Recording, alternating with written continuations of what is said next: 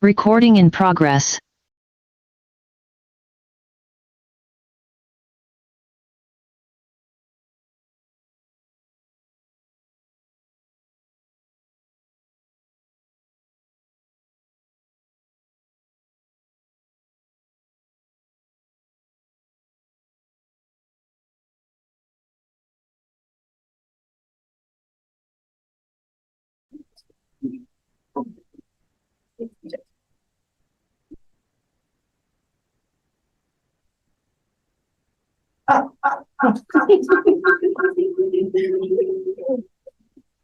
Okay.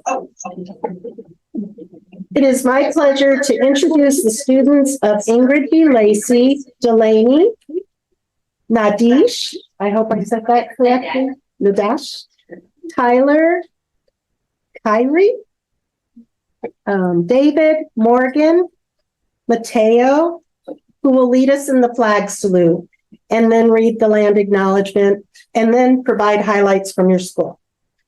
Please stand for the flag of allegiance.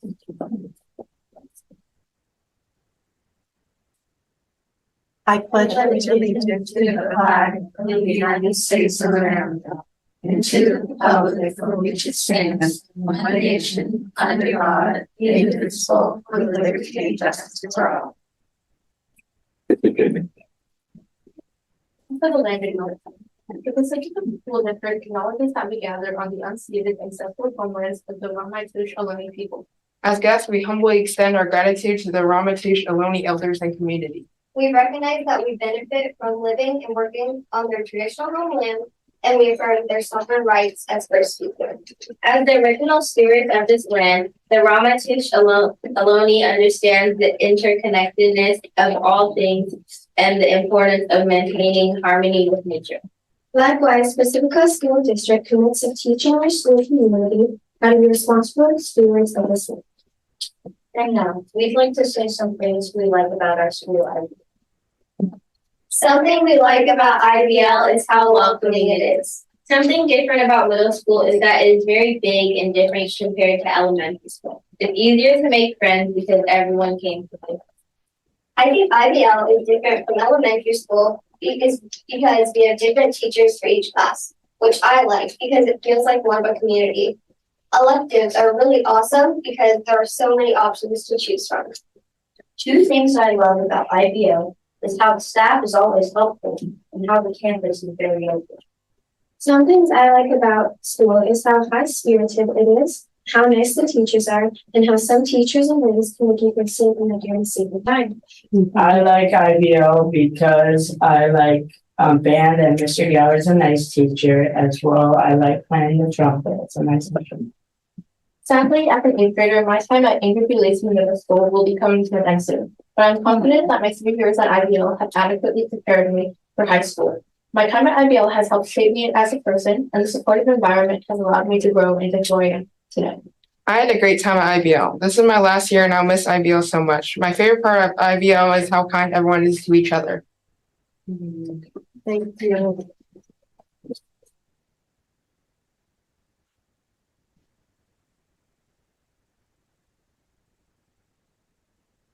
Right? You guys, your parents would be left to You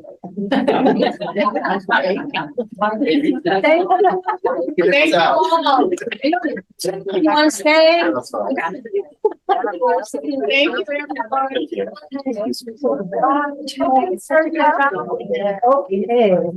Barbara, would you like to take roll? I like that.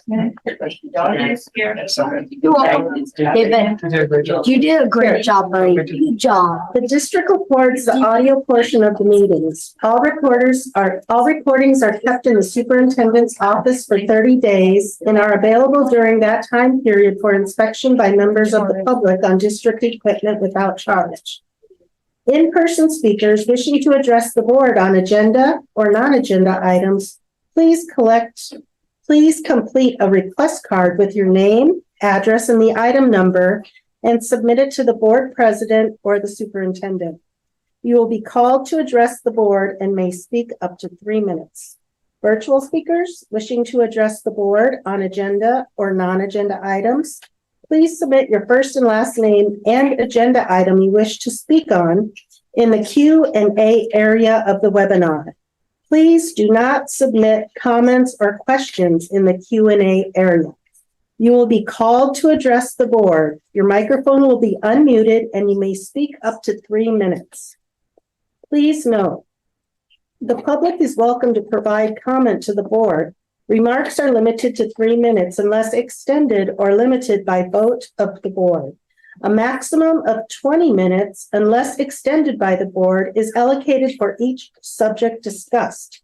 The Brown Act open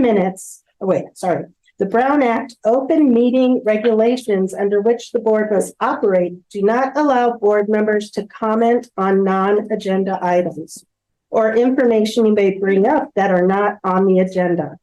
Additionally, no action can be taken. However, the board may give direction to staff following a comment. And number 6, approval of the agenda.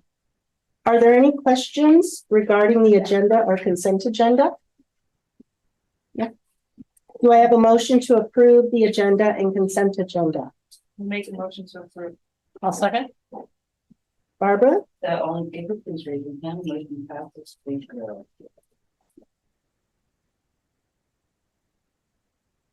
And I think it was a typo there. That was just for the agenda. The consent agenda is now separated out, and I made a technical error, so I don't know if you need to redo that motion or not.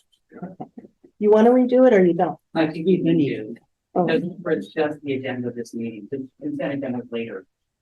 You need a motion for the actual, Just the agenda of the meeting. the agenda. I'll make a motion for the agenda to stay as is. Thank you. And now the vote. All in favor, please raise your hand. Motion passes 3-0. Okay.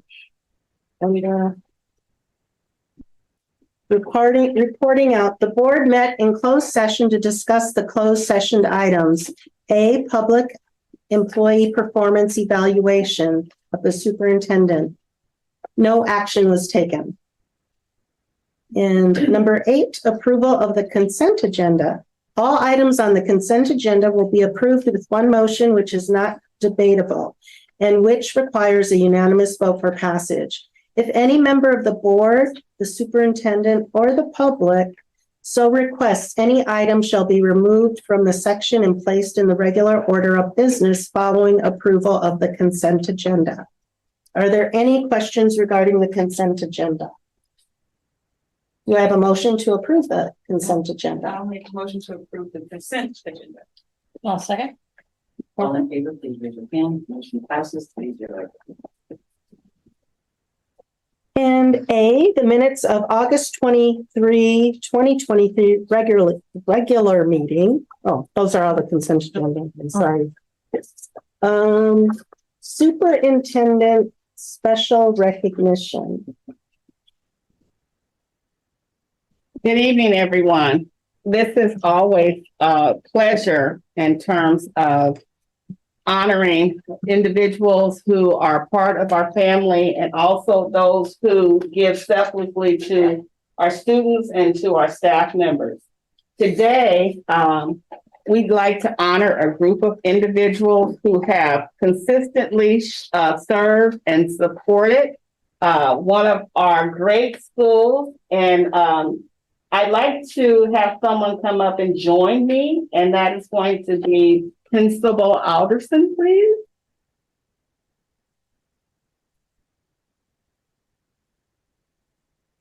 And so this evening, we are going to recognize a group of individuals who have served the community of Ingrid B. Lacey, who have always selflessly given of their time. They make sure that they are supported well when it comes to supplemental materials that they may need in the classroom. It's their time. They are always there without complaint. They're even there sometimes knowing what is needed before it has been expressed. And to have that type of support as a school, as a district, as students, and as a school leader is invaluable. And so without further ado, I would like those of you who are part of the PTO to please come forward. Well,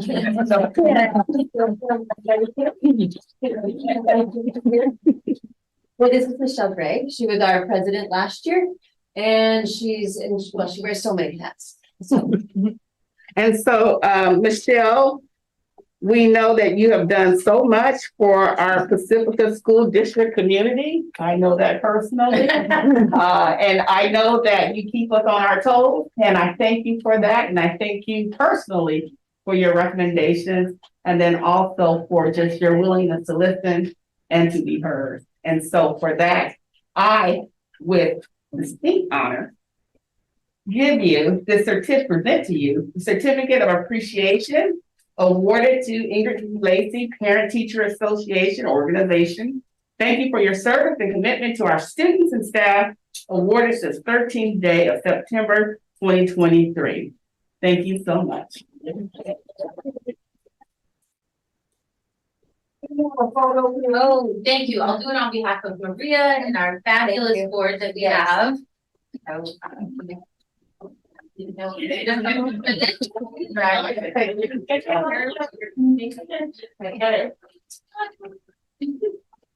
right. Thank you. Thank you so much.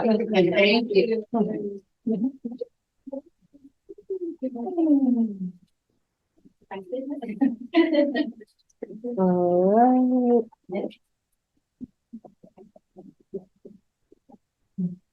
All right. Did you read this one? Different meeting. Yes. Yes. Yes. Okay. Okay, so moving on to communications. Speakers wishing to address the board on agenda items or non-agenda items, please submit your first and last name and agenda item you wish to speak on in the Q&A area of the webinar. Do not submit comments or questions in the Q&A area. You will be called to address the board. Your microphone will be unmuted and you will speak for up to 3 minutes. After you have spoken, your microphone will be muted. Please note the public is welcome to provide comment to the board. Remarks are limited to 3 minutes unless extended or limited by vote of the board. A maximum of 20 minutes unless extended by the board is allocated for each subject discussed. The Brown Act open meeting regulations under which the board must operate do not allow board members to comment on non-agenda items or information you may bring up that are not on the agenda. Additionally, no action can be taken. However, the board may give direction to staff following a comment. And number A is LSEA. Good evening. LSEA continues to work hard to support our members so they can support the students of Pacifica. Since the last board meeting, we held our first union meeting, met with the superintendent, had our first negotiations meeting of the school year, and of course, sent some emails. Thank you to Trustee Villalobos for attending our union meeting last week. It was a long one, yet it was informative. Our next meeting date is scheduled for September 28th, and this will be our PSD Back to School Social, jointly hosted by CSEA. You're all invited, and we hope to see you there. Our next meeting with members is October 19th.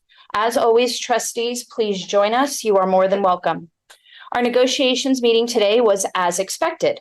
We regrouped as 2 teams, identifying where we left off. We set the stage for the remainder of negotiations for the 23-24 Sunshine Proposal, and we calendared dates for the remainder of the year. Josie also went through the unaudited actuals. We are hopeful the board will give direction to the district team in a timely manner so we can come to an agreement on compensation before the end of November. 2 weeks ago, the board had a work study session to discuss potential bond and parcel tax feasibility. LSEA sent an email to Board President Brocchini and Superintendent Williams expressing frustration at the lack of notice about the meeting and the time of day of this meeting, which was to be held Wednesday, August 30th at 2 p.m. During our work days, which meant LSEA was unable to send a representative. Little information is gleaned from the minutes, except only 3 board members were present and another one was 45 minutes late to the meeting. Apparently, this was not a good time for such an important meeting for anyone. As usual, the email did not get a response, and again, LSEA members did not feel heard. LSEA is eager to hear from the district about any updates on this important item. Tonight, LSEA Bargaining Team Chair Rachel Merlot will present our initial sunshine proposal for the 2024-2025 school year successor contract. Thank you.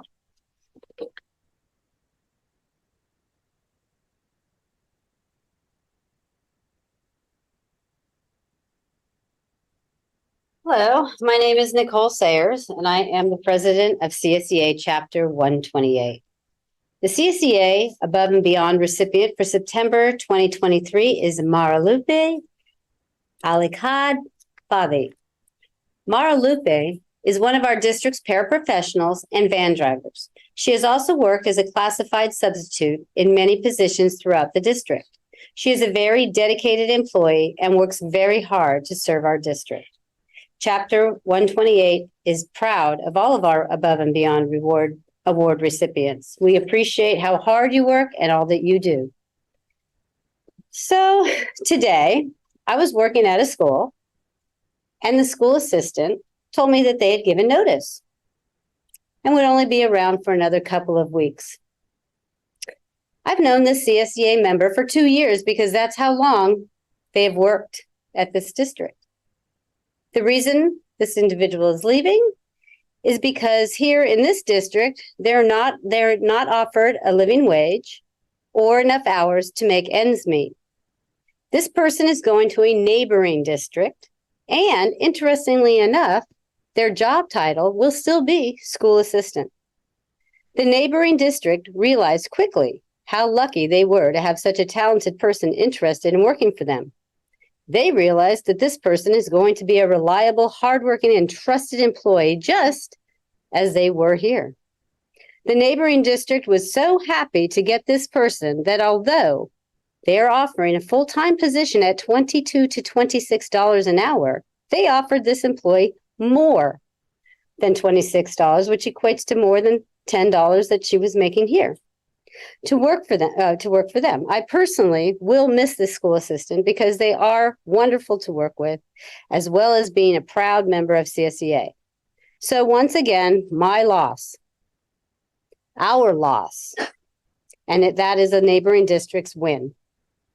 I also wanted to just mention that CSEA members support each other, and it's going to be a little code, I guess I'm going to say. If sometime in the future, at some point, there comes about possibly an IT change somewhere along the line, I just want you to know that CSEA is 100% behind that thing. So thank you for your time. Thank you. People wishing to address the board? We have one.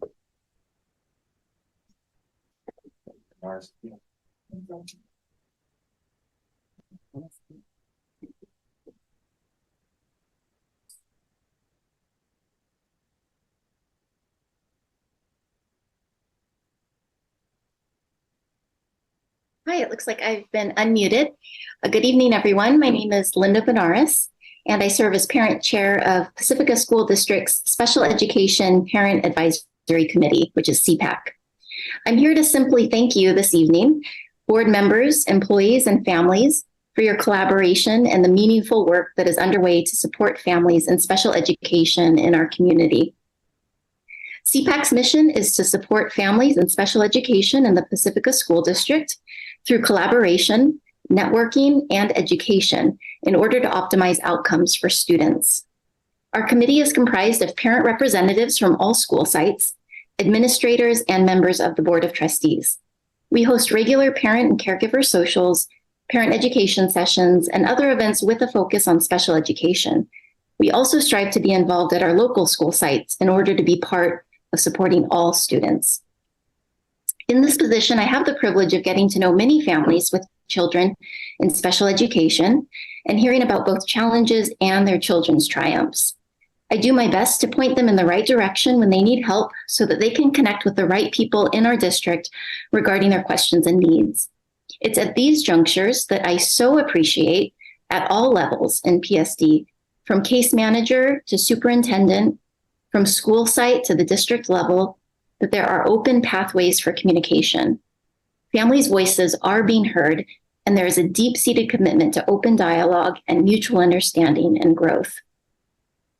Our Director of Special Education, John Bartfield, once commented at our Parent Caregiver Social, "The work can be hard, but we find solutions when we work together." With this kind of mindset, approach, and commitment to continuing to partner together, I am excited for this year ahead. Thank you all so much. Thank you. Board Superintendent, or I'm sorry, correspondence? Oh, I'm sorry, Patrick. Patrick Sayers from Pacifica School Volunteers. Thank you.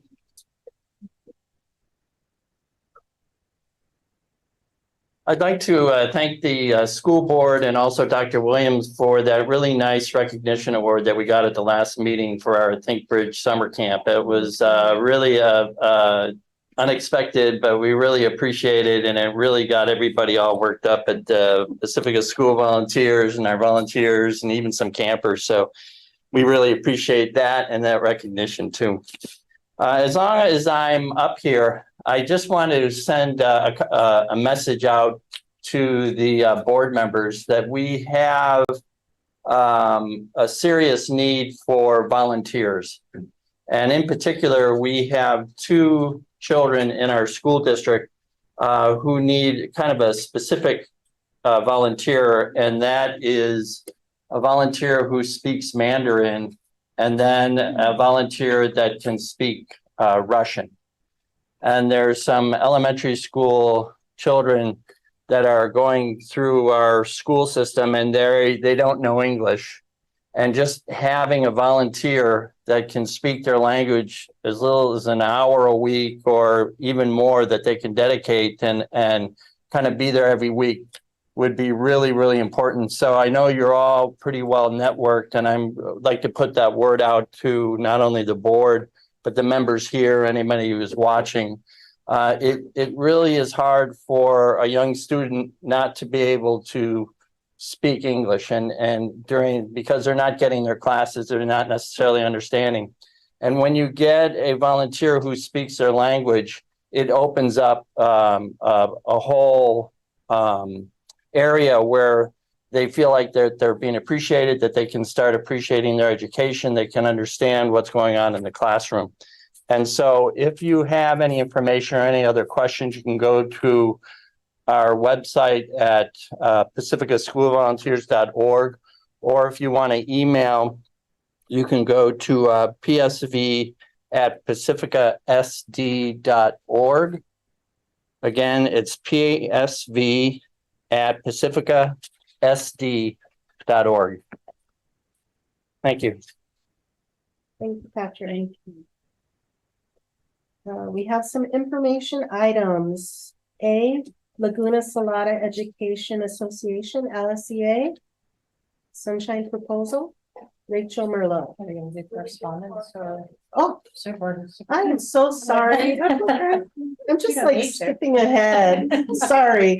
Could we do the board superintendent correspondence, communications? Yeah, I don't have any correspondence. I didn't attend the board work study workshop, so that's all for me. Okay, I was also at the board work study, the workshop. I met at the IBL fields to walk the fields with Michelle Gray and visit our gophers and our water pipes and so forth, and checked out it's in need of help. And I've attended 2 of the Ortega Field meetings regarding the AstroTurf that's going in there and the lines for the different community sports that are going to be using it. Went to Bill Newmar Center's back to school morning. They have it in the morning when the parents are dropping off. And that was very well attended, probably the most well attended that I've seen over the years of the parents and everyone there. The Valmar back to school night. Let's see, also went, met with Dr. Williams a couple times and went to the community coffee with Assembly Member Mark Berman. It was on Saturday. I attended the special meeting about the bond. I met with Josie about the revision of the rates for fields. Met with the superintendent. I attended the Ortega Back to School night. I actually tried something new this time and put a table. Somebody said, oh, do it right inside the door. I shouldn't have done that because then everybody was backed up. But I just brought some items with me that parents might like to see, like Dr. Williams' entry plan, the school budget, and some other things, what we're doing with the bond in my card. And it seemed to go pretty well. So I'll probably do that again when I visit a site. I went to LSEA's meeting. And that's about it. I continue to go out in the community, visit schools, of course, the back to school nights. I will continue. We have one more left at Ocean Shore tomorrow evening. Also meeting with not only staff, but continuing to meet with community members and also with our labor partners. Getting a better understanding of what our needs are, continuing to meet and support our principals, and also continuing to interface with our children. Matter of fact, tomorrow I have a recess play date that I'm looking forward to. So all is well. Okay, now we're to the information, Ms. Merlot, for the Sunshine proposal. Hi, I'm Rachel Merlot. I am the current bargaining chair for the Laguna Salada Education Association. This evening, we're sunshining for the 24-25 contract negotiations year. Our team includes myself, Rachel Merlot, year 15 from Ingrid B. Lacey Middle School, Natasha Glasgow, year 17 from Ocean Shore, Gina Arguello, year 19 from Ortega Elementary School, Megan Ellsburn, year 22 from Cabrillo and Union President, and our newest member, Morgan Mooney, year 3 from Sunset Ridge. We appreciate the continual commitment to the IBB process for the negotiations with the district and look forward to another year of working together to reach a fair contract that meets the needs of all of our members. Pursuant to Government Code Section 3547, Laguna Salada Education Association hereby sunshines or submits the following initial proposal to the Board of Trustees for public hearing and adoption regarding 2024-2025 contract negotiations. Pursuant to Section 1.4 of the current negotiated agreement, such agreement shall continue in effect year by year until a new contract is negotiated. The following articles are open each year. Article 7, calendar. Article 9, compensation. And each year, LSEA may open 3 other articles for negotiation.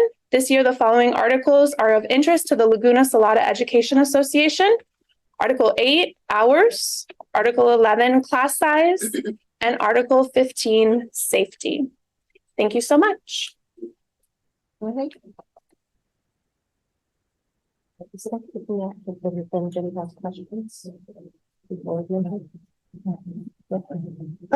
Just for clarification, I have a question for the safety. Yes. What would be included in your safety clause? I mean, I just want to know, like, what part of safety?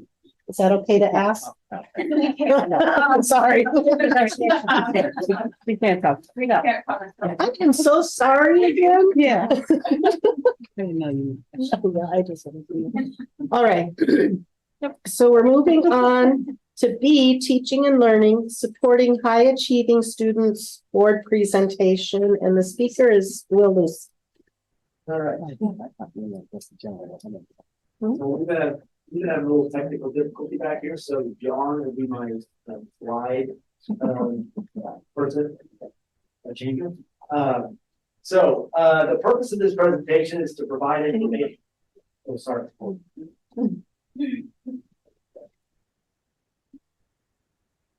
I can't see.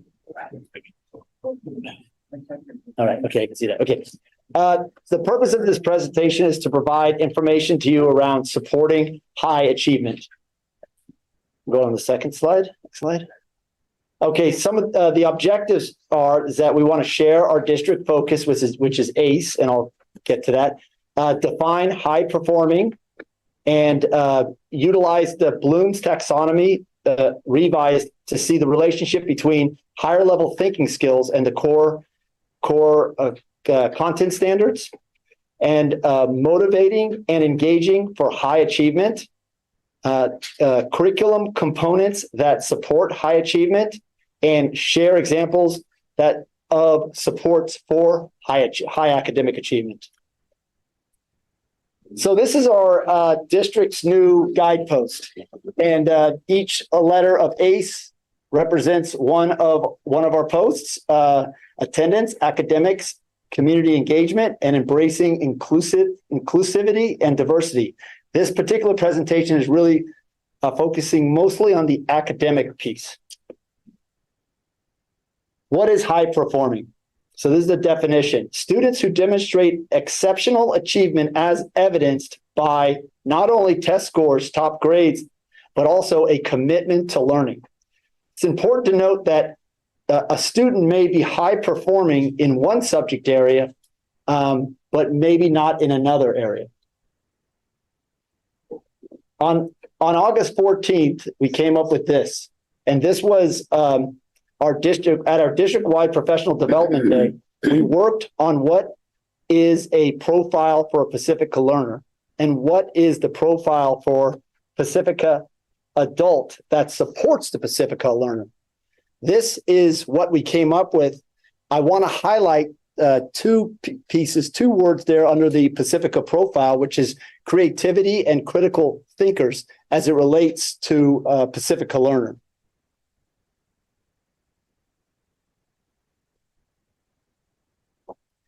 When we look at what our learning objectives are for all of our students, we look at Bloom's taxonomy revised. The knowledge dimension, which is going down the side there, the knowledge dimension moves from the concrete to the abstract, while the cognitive process dimension moves from lower order thinking skills to higher order thinking skills. Placing a particular standard or standards based on one of the knowledge dimensions and moving it along the continuum of the cognitive process is allowing students to be exposed to increasingly cognitive, complex order thinking skills. So this is kind of the way we get to those high achievement and high performance is when we take a standard and we move it along that continuum. Thinking of learning objectives and planning learning experiences that allow for higher level thinking skills really takes the ceiling off the learning. You can go to the next slide. Motivation and engagement are crucial, specifically providing differentiated instruction and providing both breadth of knowledge, but also allowing for depth of study.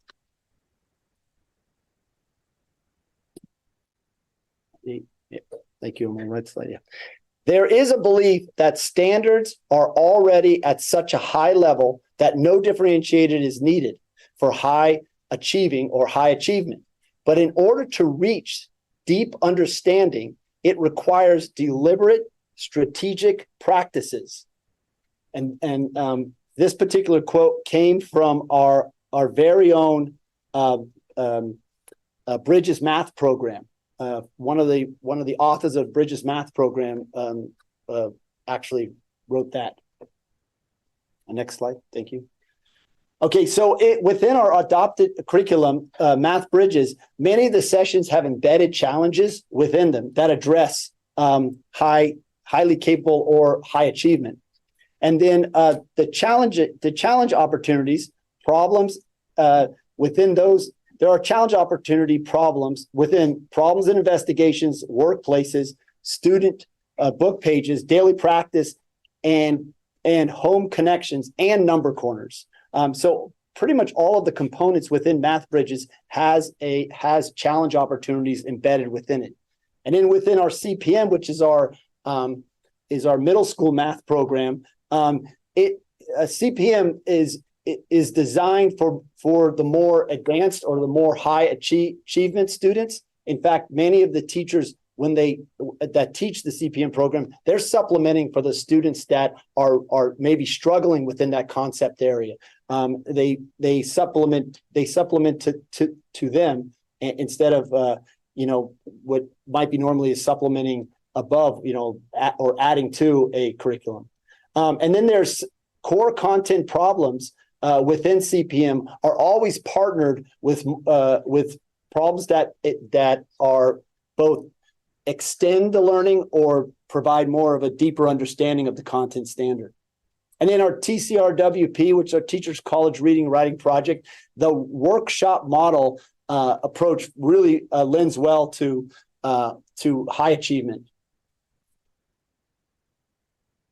And we were supposed to have two PSD teachers present some artifacts around high achievement, but one of them was unable to be here tonight. So we do still have the one, and thank you for coming. Gina, you might want to come up there. She has a slide. Yeah, there was a slide that was added, and I think it was after the what I'll do is I'll share it with you. I'll share the slide deck with you right now. And as we prepare for our transition, what we also want to make sure that we underscore is that when we speak of students who are high achieving, it's not just one particular group of students. You can be a high achieving student as long as you have the habits of mind, that you're attending to a lesson, that you're growing in terms of your skill along the continuum that we'll just share. Also, that means I can be an EL learner and a high performer. I can be a student who is eligible for special services and all special education services and be a high achiever. So I just want to make that very clear that we're not speaking of one specific group. We're really talking about our actions within a group, the habits of mind and the dispositions that students come with to the learning process. So I just wanted to underscore that high achievement could be any one of our students. It's just not relegated to students who have high grades or high marks. Thank you. And thank you for pointing that out. I meant to add that to it because this presentation was more around high achievement, not high achievers. So there's a difference between this presentation was talking about where high achievement comes from. And that Bloom's taxonomy revised really spells that out. It's depending on where you take the standard and how far along that continuum you can take that. And different students can go to different places, no matter what student group or place they have. So is that fine? Yeah. Thank you, Gina. You want to stand up with you? Sure. Yeah. Back up. So this really could be an entire semester worth of information. So this is kind of just a highlight and some of the key points when Will came to talk to me about high achievers. Our conversation led me to think of those students that need that, it would be easy to lose them if we don't push them. So that's why I say to replace and extend, not just give them more, because you don't want to be that kid sitting there like, well, I just did this and now I have to do more. So how do you adjust it? Well, in math, you're right. Bridges does adapt it a lot, but there are still more things you can do. Like we have workplace games. Let's replace those numbers and make them a little more interesting for you. You already know how to do these smaller digits. Let's do the bigger digits. Or I've even had students come up with their own workplace. Like, let's make one for the class. What do you think? In written work, okay, I know you can do more than the bare minimum. I'm going to push you for more complex sentences and thoughts in written work. In every area, if a student is already showing that they can do a certain thing, then I'm going to push them to look for opportunities to go beyond the bare minimum. And even, do they have an idea of where they could go with this that I didn't present? Let's do that. Let's make it more interesting. A lot of these are just good teaching practices to encourage engagement, and they help with classroom management because an intrigued kid is going to stay focused. Fun things I like to do, provide opportunities for puzzle solving of various kinds, get those minds thinking, and kind of keeps them on their toes too, because I don't ever know what I'm going to hand them. keeps them intrigued. This one I like a lot. Look for opportunities to let the student be a leader. And one of the things that I've done in my class, if a student shows that they are interested in it, is I'll let them teach a lesson. So I give them the material beforehand, they look it over, they prepare what they're going to do, and they lead. And the kid, oh my gosh, like the focus on the rest of the class. I wish I had that every day, but they're like so interested because this is one of us up there. And the way their faces light up when they're like, yeah, I'm the teacher. It's a whole other level of excitement. It also is amazing because if you put the kid in the leader position, they become the translator and they're putting what I said into kid language, and it makes a lot more sense to certain kids that way. And the leader themselves will learn the concept deeper. I try to look for the other thing that the students might enjoy or something that they might not have been exposed to, and they might run with it. And this, I don't know, this looks different year to year, student to student. You never know what's going to grab them. But last year I had a bunch of students who wanted to learn crochet, and they took off with it. And it was like, they were coming up with things and their abilities surpassed mine already. Like, watch out. We've got some crafty kids. We have one of my main red alert, watch out for this, is a fixed mindset. And I speak from experience, because those high achievers, if they are afraid to fail because they won't be a high achiever anymore, they're going to limit themselves. So if you limit risking failure, you're going to limit your learning. So if we can harbor a growth mindset and push them to take those risks and try it out, and maybe it doesn't work, but you'll learn from it and go from there. And I highlighted projects. Hold on, I'm not done. Because projects is where kids who, you really want me to shush. It's okay. Projects are really where students who maybe you don't always see them shine, that's where they can shine, especially when you leave it really open-ended. Like, you give your parameters and then the rest of it they can do how they'd like.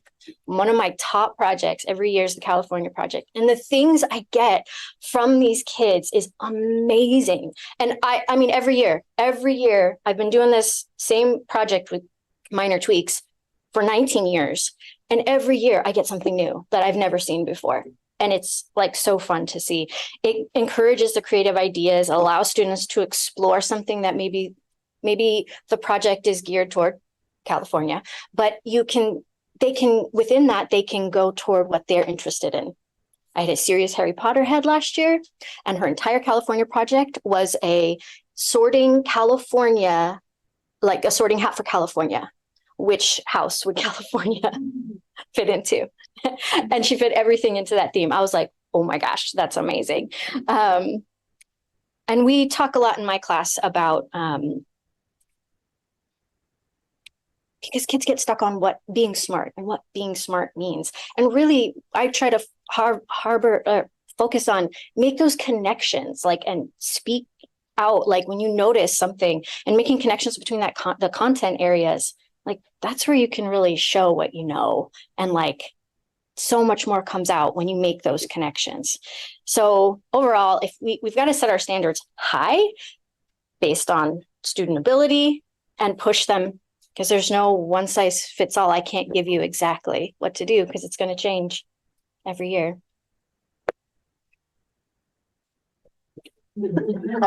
I also like to point out that Gina's class in particular has those two main things, the motivation and the challenge. A lot of our students in our classrooms are pushed to put effort. And that's kind of a key to really promoting this high achievement piece. And I mean, I do have to commend her. Her students are engaged. I mean, even outside of the classroom, they're walking by to go to lunch, and all of them are engaged with her. And so it's that interest, engagement, and that challenge that's constant in that classroom. It really shows respect for the students. The students feel respected when they have that piece. So I did want to point that out. Do you have any questions about the? I just love all that. It just reminded me that one of my sons, this is when we were still doing mission projects. My mom still has his mission project in her kitchen, like how there's a space up on top where you can put plants and stuff. Yeah. It's sitting right there, and it's 14 years old. And so just your point about making a project that's interesting for a student, that's new to the school, which he was at the time, and going through a rough time. And so there it is. He still has it in my mom's house. And then also the point about engaging the students and helping you. I have a nephew who is one of those students who will just sit there. He was in kindergarten. He's in first grade now, but just sit there like this. And he was an excellent math student. And so the teacher brought him in to go help the other kids who were having challenges. And he loved it. So instead of him just sitting there stagnant, twiddling his thumbs, not being challenged, he was challenged. And so those are the things that I love. I'd also like to just commend you and also thank you for reminding us that struggle is necessary. It's part of the learning process. And it doesn't mean that a student is going to fail, but in the process, it's important what you shared with us, that we allow them to experience resilience so that they go back at it and they continue within the learning. So thank you for reminding us of its importance. Absolutely. Does anybody have any questions or comments? Thank you. Thank you. Thank you. Okay. So now we're moving on to C, Student Achievement 2023 CASP and 2022-23 iReady information. And Will? Yes.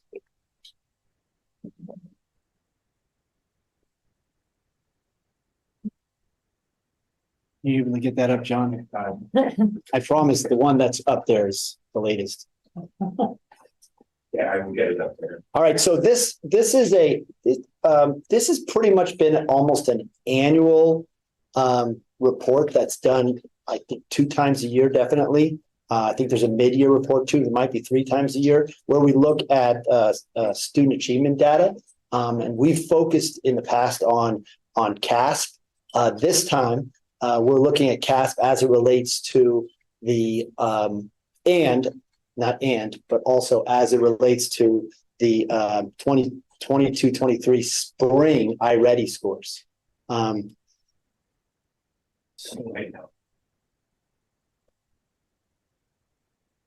I can tell you what the objectives of this. Thank you. So go to the second slide. Thank you.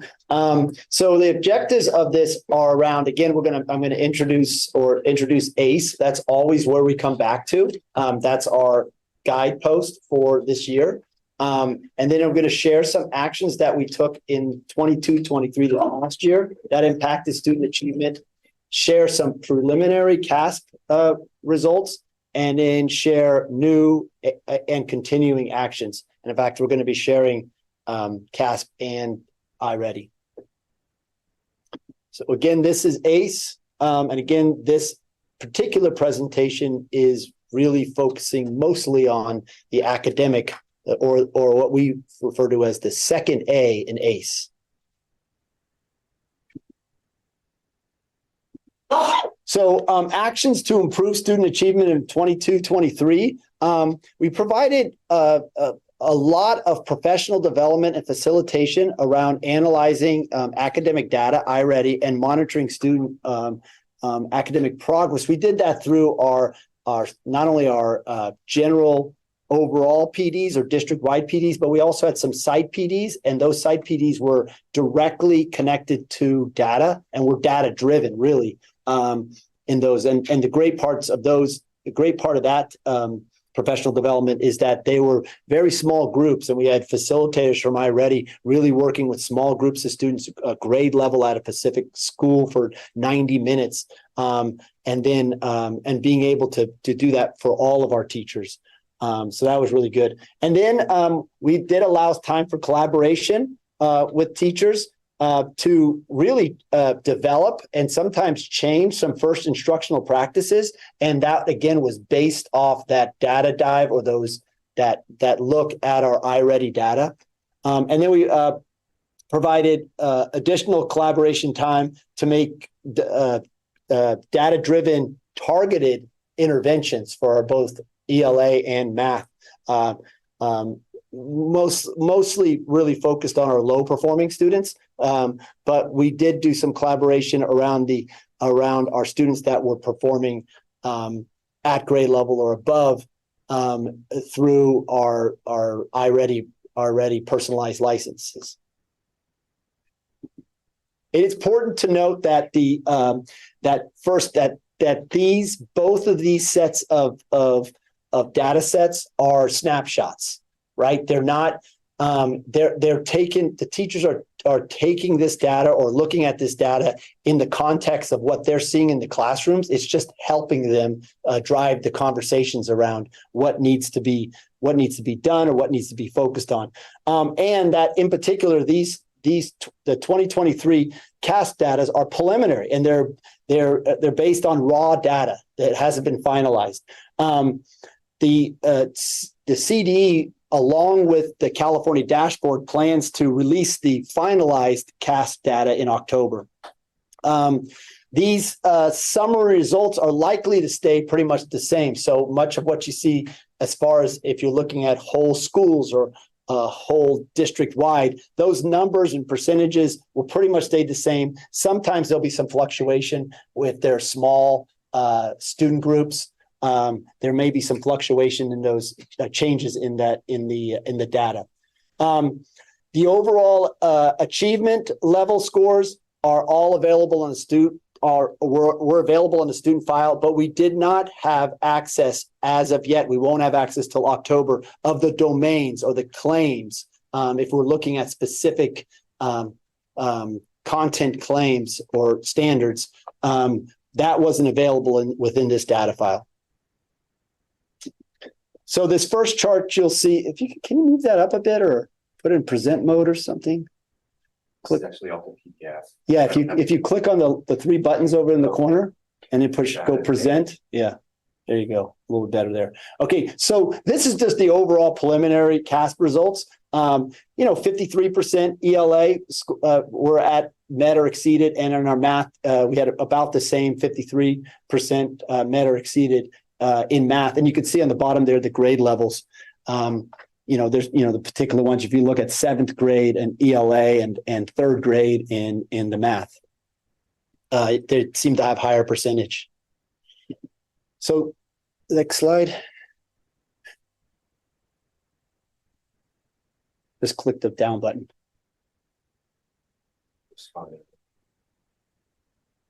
Okay.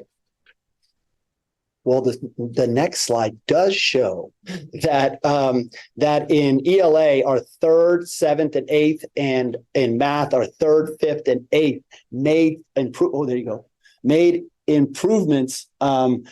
Some more significant than others in the percentages of students that met or exceeded standards. If you can look at 3rd grade went from 47 to 55, and then 3rd grade in math went from 56 to 63. So those were pretty significant changes in the from the previous year. And this one is the improvements per school. So Cabrillo, Ortega, and Valimar improved their percentage from the previous year of students who met or exceeded in ELA, and in math, Cabrillo, Ortega, Sunset Ridge, and Valimar all improved their.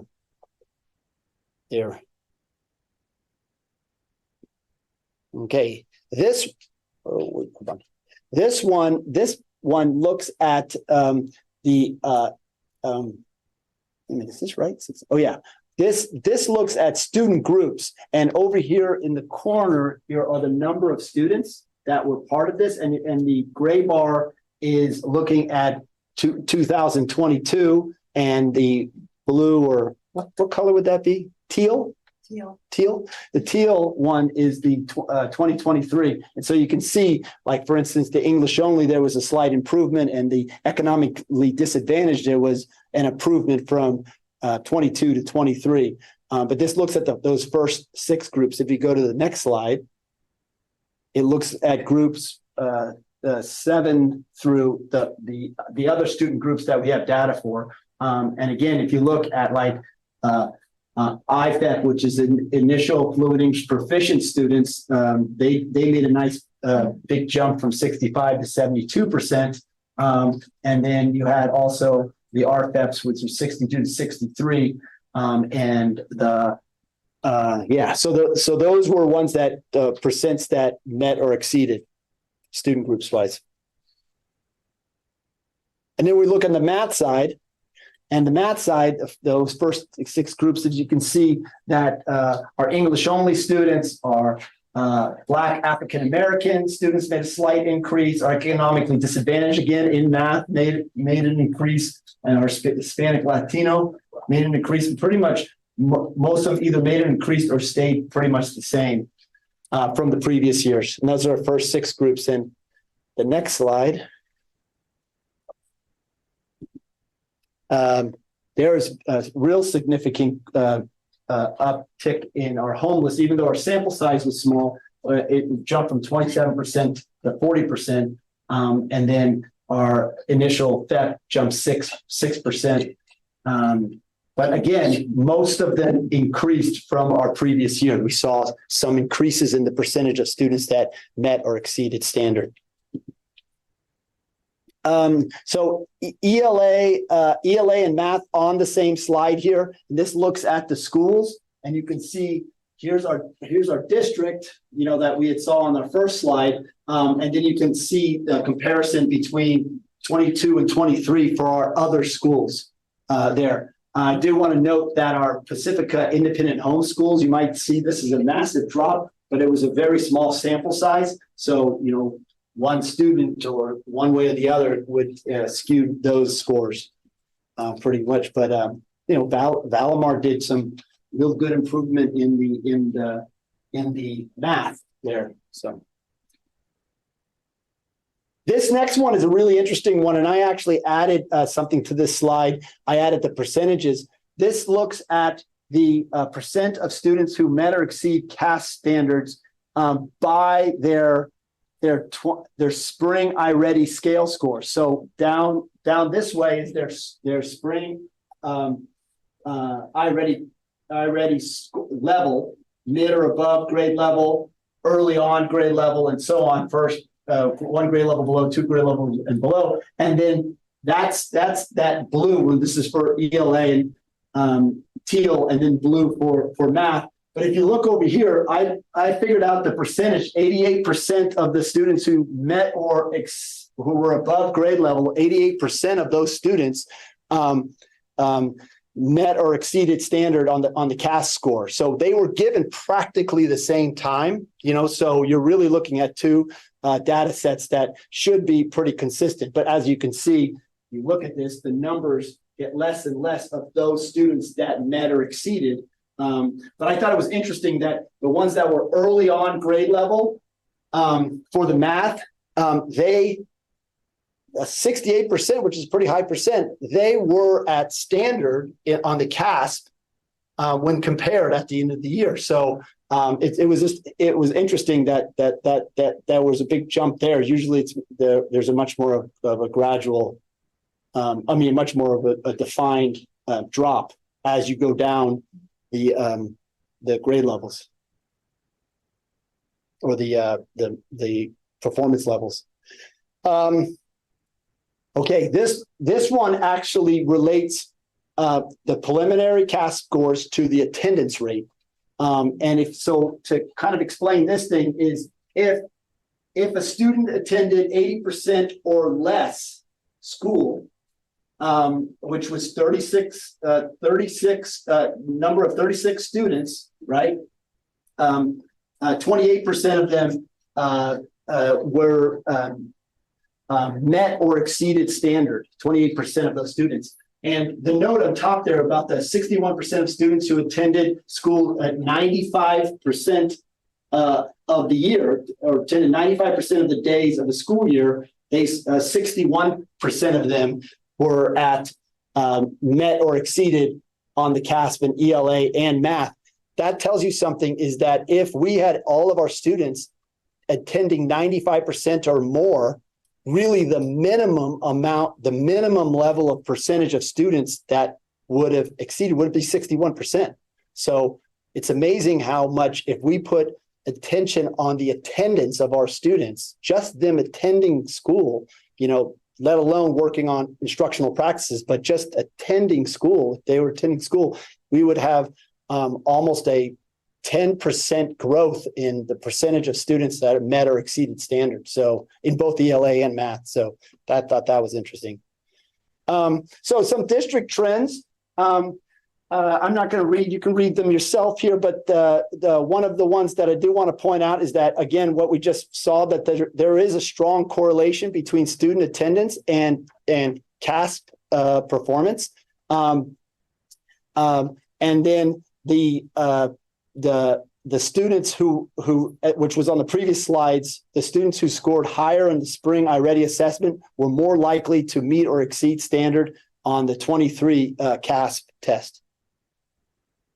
So now and continuing actions. So these are earlier in the presentation talked about what actions were in place in 22-23. These are actions that are either in place or are new for this year. The first three here were ones that we had from 22-23 that were carried over, and then identifying effective classroom strategies or practices that are teachers in 3rd and 8th grade that showed growth from 22 to 23 in both ELA and math. That's a new action that we want to focus on. And conducting regular data dives, that's an initiative that we are going to be doing this year. We're going to be having regular data dives and data conversations, and pairing that with the instructional observations, like connecting our observations of classrooms with our data dives, and for the purpose of providing school-wide practices that are effective in seeing positive results, and then developing a plan to improve attendance. That's one of our goalposts, right? Attendance. So we're going to be working with we're going to be working with each of the sites, and the sites themselves are going to be working on attendance plans to really try to not only lessen our chronic absenteeism numbers, but also improve our attendance rate to at minimum 95% or more. But we're going to be developing goals and actions to, like, what is this particular school's goal or action plan to improve attendance based on what data we have on that. So, all right, that was a lot of information, and I think I almost made it in time, my time limit. But if you have any questions, I'm more than willing to answer any. I have a question. Yeah. It's about the attendance, because we know if they're there, then they're learning. Is there a district that has above average attendance, and do we know what they're doing? Yeah. So we can bring some of the practices over here. Yeah. There are districts that are doing, I mean, statewide, we're struggling with attendance, right? Mm-hmm. And I think, a lot of it we could say can be blamed on COVID and distance learning and coming back and the fears and all that piece. But there are some districts that are doing actions. And one of the things, and John maybe even to comment on this, at the end of last year, we worked directly with Sunset Ridge on putting together, finding out root causes, but also developing some strategies and a plan, putting a plan in place that they're executing at the beginning of this year. And many of those strategies and actions were from other districts that were successful in that nature, but had to be uniquely put together for Sunset Ridge and for that community and that population. Because, I mean, I know that Ellie and that leadership team and those teachers up there were bending over backwards doing whatever they could to get students into seats, and it just wasn't working. I mean, it wasn't fully successful. They were getting small bits of things. So we, in partnership with the San Mateo County Office of Ed, they provided us some support in looking at like what are true root causes and moving beyond that. And many of the strategies and many of the practices that they came up with they're implementing right now. So we almost have like a little case study to see if that is helpful, and then to see how we can do that at all the other schools. I mean, John, you can comment more on it. Yeah, but I mean, if you want to extrapolate out from that process of like looking at the data and really identifying pieces of the data that we want to go in on and make progress on, and then really developing a plan based on goals based on the data. So we will be doing that process with all of our other schools. We'll be looking at data just like we did there, and like Will said, using that kind of process as a nice example. Yes. So we're excited. Yes. My other thing was that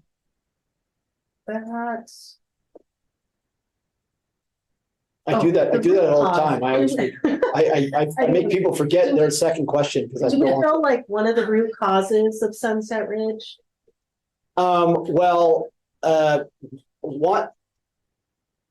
of the causes that they came up with was, one of them was around COVID. The other one was around that they had the same families that were historically chronically absent. Those families still are chronically absent. And then you layer on top of that the ones that were missing because of COVID-related fears or COVID-related pieces.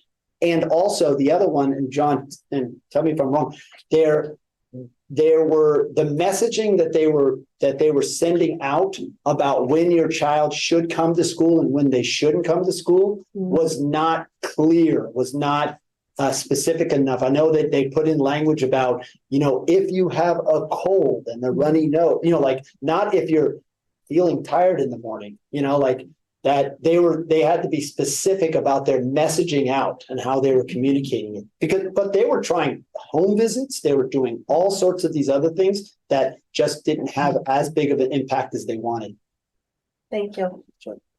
Does anybody else have questions? I don't expect you to have the answer to this question, but I'm genuinely curious about the students who tested mid or above grade level on the iReady test, but still did not meet the standards in ELA and in math. I'm just curious what's that about? Is that just the test taking, the type of test taking, or something? It's just weird to me that somebody who's above grade level is not passing this particular test. So I don't expect you to have the answer, but I am curious to see what's going on there. Yeah, that's it's definitely a curiosity that I share, and I know that the principals share too. In that, once we have those claim scores, and once we are able to go into those strands and see what particular areas are there with that, because we did pair the iReady diagnostic with the iReady personalized learning piece, and they were used kind of sporadic, not as consistently as it, and that might have an effect. But again, I agree with you. I don't have the answer to that, but it's something that we're looking at. That didn't meet the ELA standards, but they were above grade level, which is that's still a significant amount of students. That I'm just curious what happened there. And the other part of it, and I don't want to discount this, but as I mentioned at the beginning of this, it's a snapshot. Yeah. This is a snapshot. So you don't want to say, oh, on this particular day they weren't feeling good about testing. But they did have, and we did, the feedback we got from the teachers themselves was we need to make sure we're strategic about when these assessments are given, so that there's no what we call testing fatigue that might have an effect on them. Right. Thank you, Will. Sure. Sorry. Oh, sorry. The question, it wasn't about the test first, about when we identify the homeless students, those 11 to 15, are we making sure that they're getting services from the resource center, that they're connected with services? So we're very fortunate to have a person within the district office that really has a passion to support students experiencing without home or something. There's a new way of saying it now. Unhoused, thank you, unhoused. Students experience unhoused. And she really not only works with the family to make sure that they have all that they need, but also communicating very clearly to the schools and to the principals, but also to the teachers that have that student in their thing, to put together a plan of support to be able to support them. Yeah, but it is a constant battle. I mean, we had a big rise in our, how do you put it? Students with unhoused. We had a big rise from 2 years ago to last year. Went from like, almost 13, 14 district wide to over close to 40 homeless. So it's been, I can only imagine how challenging that is. Just want to make sure, because there's so many services at the resource center. Just Yeah. want to make sure they're being connected. Yeah. Nicole knows all about those resources. Yeah. Right. Okay, thank you, Will. Sure. And now we're moving on to D, Measure O bond project updates, information, and CC. There is a speaker. Does the speaker speak before the item or after? Let us know when you would like them to speak.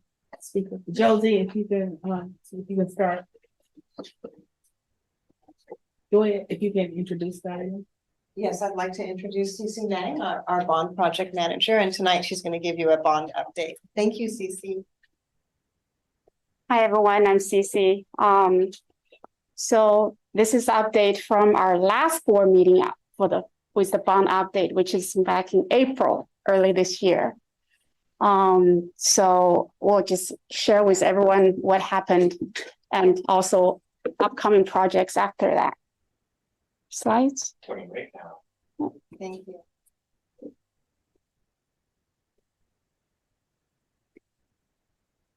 Yeah, so the next slide. This takes 1 second to. Yes, there is.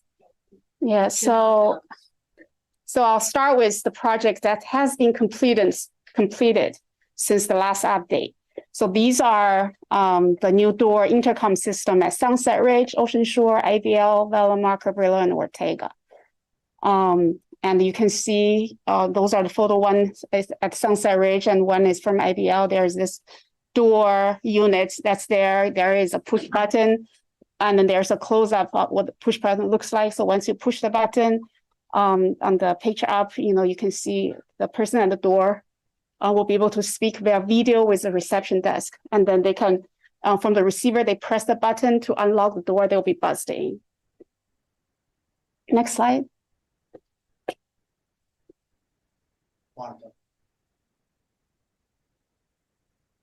Sorry, it's just slow in the beginning.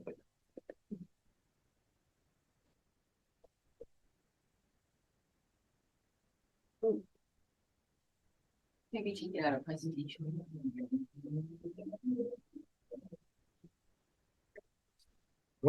Yeah, This whole screen it's frozen. So can somebody else share? I wish I could share. Oh, let me see if I can stop sharing.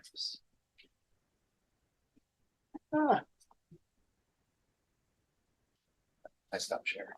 All right. Put it up there. Are you putting it right now? Can you guys put, I can't get even all of that. You just go to the item and click on the attachment.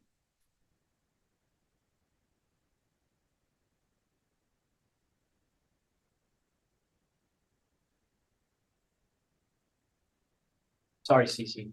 Oh, it's all right. Technical difficulties. It's technology.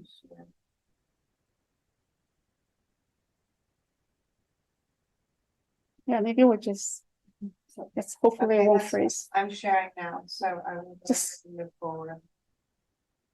Yeah, just slide it down. Yeah, so this is the portable at Valamar School. So they were put in place last winter in order to modernize the D wing. So this summer, the portable has been removed offsite. And that's the projects completed, which is the D wing at Valimar. Right now it's at 95% complete. The D wing's classroom has been enlarged with new window facade, a science-ready classroom, new cabinets, sinks, exterior painting, new roof, upgrade fire alarm system, new furnaces, new storm drain, and new sewer line. Also upgrades, it's done to E-wing, includes science-ready classrooms, sink cabinet, AD upgrades, computer labs has been repurposed into a classroom with new cabinets and sinks. On both wings and the band room received a new floor, and site work includes restored basketball courts with new basketball poles and goals, ADA parking, ADA ramp to the kindergarten classrooms. Drop-off driveway has been widened to reduce traffic bottleneck. The entire school received new signage. Currently, we're doing the punch list repair and trying to have the contractor finish up. Next slide. Just some pictures. You can see the interior it's a major kind of remodel / addition. And the picture on the right is the finished D wing. Next slide. And just some, site work, laying the new utility, storm drains and sewer lines. Next slide. And some before and after photo compare. The photo on the left is existing, and then is a before, and the right is after. Next slide. Just some more before and after photos for the D wing.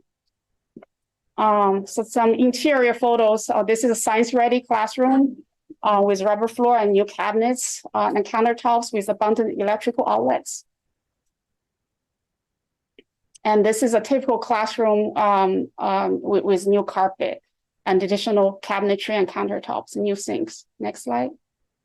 And just some before and after photos. Picture on the left is before, and after photos is the classroom interior. Kindergarten's ADA ramp with guardrail. Next slide. And this is a repurposed computer lab into a SDC classroom. And this is the same computer lab repurposed into SDC classroom. Next slide. So just some picture of the interior of the E-wing before photo and after photo with new carpet. Next slide. This is the new play structure by the D-wing for upper grades. Next slide. It's a widened driveway. It was very narrow for the cars to pass. ADA, code compliant ADA parking. Restored basketball courts. Right now, we have these full courts. So before it was portables there, and we restored basketball courts with new basketball. And just this is the project we also completed over the summer at the library, carpet replacement at Valimar and Cabrillo. Also before photo and after photo, this is Valimar Library. And this is after photo for Ortega Library with new carpet. Also another photo for Ortega. Currently, we have these, the following projects are, construction is in progress. We have the Ortega new synthetic sports field and outdoor improvement. Currently, we started construction in June. We're ongoing. The courtyard between A wing and C wing has been 90% complete. The sports field, we're targeting for completion in January. Next slide. And right now we're also working with the community partners and the school on options of a permanent sports lining layout. So we're meeting with the PTO and various sports groups to obtain feedback, as well as from the turf vendor for constructability. Last year, we met with Paul and ISO. All will be taken into consideration to determine the final turf layout by end of September, and we'll keep the project on track. So this is just the previous design, some options we're working with the community partners. Next slide. This is just a construction progress photo over the summer, for the courtyard, at Ortega between A wing and the C wing and the D wing, C wing. And this is just some construction photos so that you can see that the upper deck, that's, if you remember, they have a severe grade change, has a hill. So the picture, the dirt area is where we're building a upper patio area with a retaining wall. So it will become an outdoor learning deck for the classrooms. Next slide. So this is the before and after photo for the courtyard. So a little outdoor learning area with seating. And some outdoor benches. The turf is synthetic turf. So these are just some progress photos of the earthwork right now going on. So it's there, we're removing dirt, and you can see mountains of dirt. They hauled off hundreds of truckloads of dirt in the last month. And now they are trenching for utilities, putting in these perforated pipes and connecting to the existing city 24-inch to 24-inch underground storm pipes. This is another project currently under construction. This is the Sunset Ridge kitchen addition and miscellaneous improvements. We started also in June of this year and currently ongoing, and we expect to complete in December of this year. During the summer, the contractor completed the new window shades for the library, lunch shelter repainting because it was badly rusted, and a new window shade, acoustic panels for the E-wing hallway, and restroom ADA improvements. The kitchen addition and multi-purpose building roof brackets replacement is ongoing right now, and we're also discovered serious dry rot in structural posts that's under work to be replaced. So this is just a progress photo of the kitchen addition, and a completed photo for the outdoor lunch shelter repainting. This is the acoustical panel in the E-wing hallway and the hallway, because it has all hard surfaces, dry wall and hard surface floor and hard ceiling. So it was extremely loud in the hallway. So these acoustical panels improve the acoustic tremendously. Like you can immediately feel a big difference, and they can also be used as taggable surfaces. Next slide. So these are the new motorized shades for the library, so they can darken their room for presentations, as well as they don't get any more glare from these upper windows. And these are the progress photo. They're replacing the roof brackets and some dry rot we discovered during construction and to be replaced. This is just an interior photo of the existing kitchen that's under work right now. Another project we completed this summer is the Ocean Shore D-wing addition site work.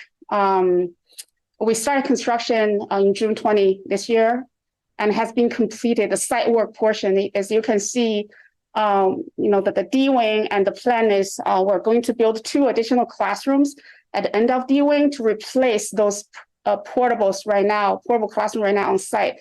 So if you're familiar with the site has a lot of hills. So the area within the red lines are the hill that we need to dug out to make it flattened so we can make room to build the addition.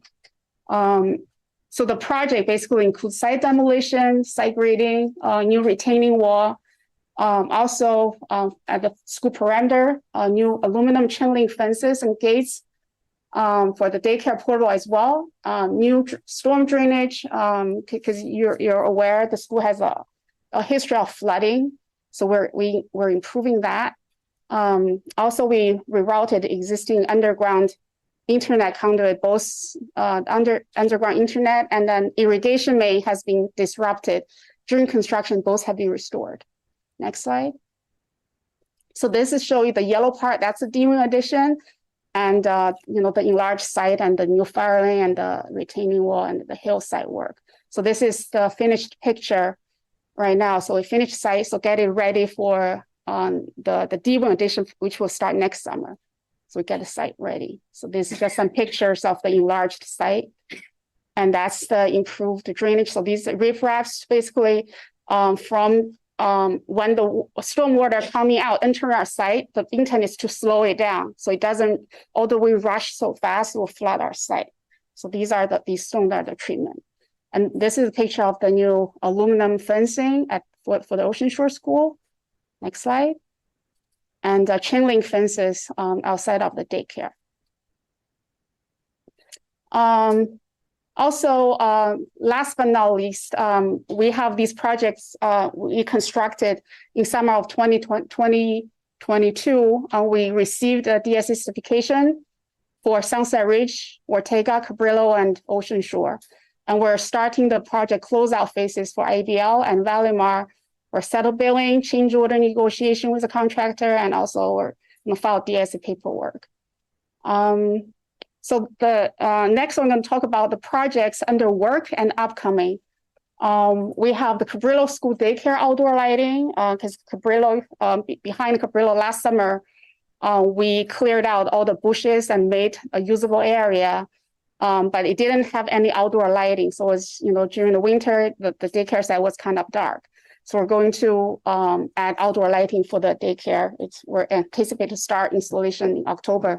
The contractor just purchased the materials. And we also have the Ocean Shore D-Wing addition, the building addition part coming. And right now, projects is getting ready to go out to bid, and with construction will start in summer of 2024. Our third project is the Ocean Shore School new modular bedroom.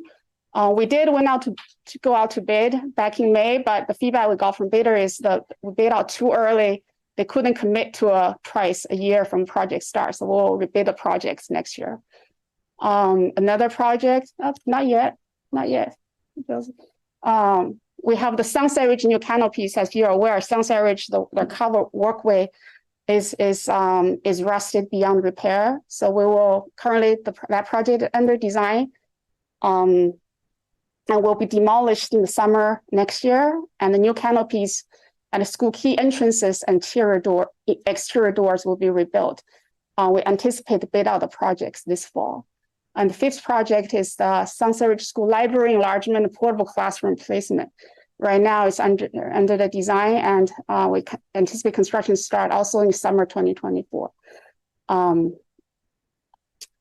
Sixth project, we have the campus-wide lockside replacement Ocean Shore District Office and the LMEC. Right now it's in drawing and specification stage. We just received initial plans from the vendor for the Ocean Shore School. The next step, we will review the lockside functions with the school. We anticipate to bid out the project in October for the Ocean Shore School.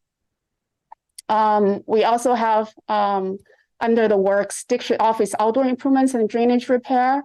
Currently it's under the design. The project got held up a little bit because there's a utility pipe. We didn't know what it was, and it got investigated, and we just figured out what it is. And because the ESS building only has one entrances, we also need to figure out how we can do the construction, because if we replace the concrete and how our staff can enter their building. So that's something we need to figure it out. Next slide.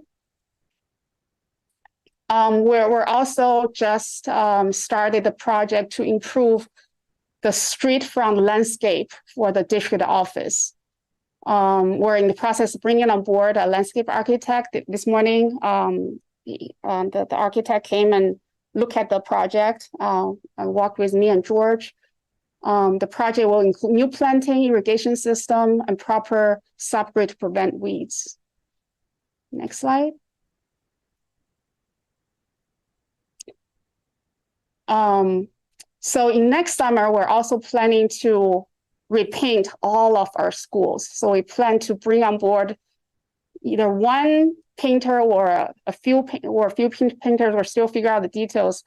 But we need to work on the painting color schemes for all the sites to improve the overall aesthetics for all schools and the district office. Ideally, if we can reduce the amount of different color paint buckets a district M&O needs to carry. And the repainting work is scheduled to summer. A process will involve reviewing the color, also reviewing the color with the school sites. The next project we need to figure out is the improvements for the Cabrillo School. The initial 7.5 million assigned for Pillow School Gym back in 2019 is not enough in today's cost to build a gym. Cost estimate from the schematic design for the gym came back at $14 million. So I will need to work on an updated project list, establish a cost, and based on priorities in the master plan from 2019 and meeting with the school staff.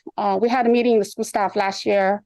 We got some priority projects list from the staff themselves and just combine those two factors and also review, and then we'll review the project with the school site and determine what the projects are for Cabrillo. And next on the planning board is we'll start a process to determine the type of new students, tables and desks for the classrooms district-wide, as well as Valimar's NPR really need new furniture. So we'll start that process to establish a standard, furniture standards for the district. So that will be all. Any questions?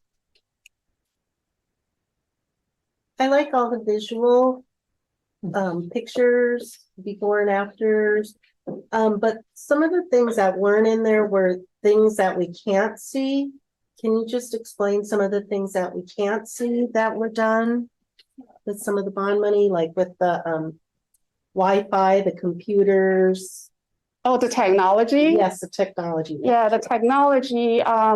So I believe what has happened was all the infrastructure or the wiring in the wall has been updated to the latest Cat 6A. So it's a wideband and can carry long distance and high speed. And also abundant data outlets has been provided. There's 4 data drops in the ceiling to accommodate Wi-Fi. And there's also additional data drops for the wall for teacher to plug in different devices. So that's technology infrastructure upgrade. And also what got completed is the district-wide outdoor Wi-Fi boxes as well. I don't know if they have been activated, but I think there are outdoor Wi-Fi boxes as well. And there are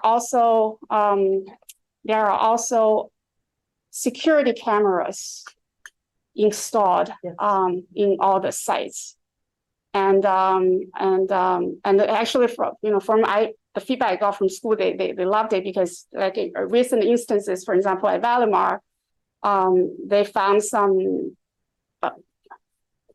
like smoking in the pot, like leftover on site, and they were able to go to the security camera footage, and they're not from our students, they're from outside the community. Some older people, was able to enter the school because the school is not entirely fenced off during after hours, and they left it there. So things like that really helped improve the overall, knowledge and safety of the site. Thank you. Does anybody have any questions or comments? Thank you so much for your work. Thank you, Cece. That was 50-something pages long. That was a lot of work. Thank you. Thank you. Okay. All right. There is one speaker. Okay. No, it's Janelle Jones.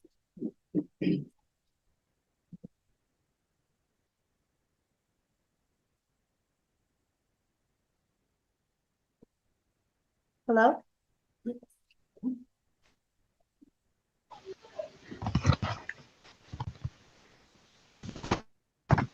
Can you hear me? Yes. Hi, my name is Janelle Jones, and I was the chair of the campaign for Measure O, the bond initiative, 4 years ago, a little over 4 years ago. And I just wanted to speak on some concerns and questions that I have about the update. First off, at the time that I ran the campaign, I was a Pacifica School District parent. My child's now at Terra Nova. And I am currently a PSD employee I work at Ingrid B. Lacey as a professional, but at that time I was not working. So I can definitely say that the running a campaign of this nature was a all-encompassing task. And I only have one child, and I was not with a very supportive spouse. And I understand from your last special meeting that the board is considering floating another bond. And I would say that it will be very challenging to find people to run that with so many of the current bond measure improvements still pending. And in the case of the Cabrillo gym, not even started. I definitely have concerns. I also served on the facilities master plan committee. And one of our, not top, but like second tier projects was the Cabrillo gym, because it serves many purposes, not only just to add instructional space, but also to make the upper fields handicap accessible, as opposed to putting a ramp that wouldn't serve any other purpose but to make the upper fields handicap accessible. And knowing now that budget for that would be 14 million is very concerning in the span of just over 4 years, and probably less than 4 years since we set that as a priority with the facilities master committee. For that to almost have doubled in cost is quite alarming. I know things are much more expensive post-pandemic, but the fact that it's doubled is quite concerning. I also wanted to mention that I do see many things on CC's report that were not discussed during the facilities master plan, like the painting of all the schools and the canopy at Sunset Ridge and the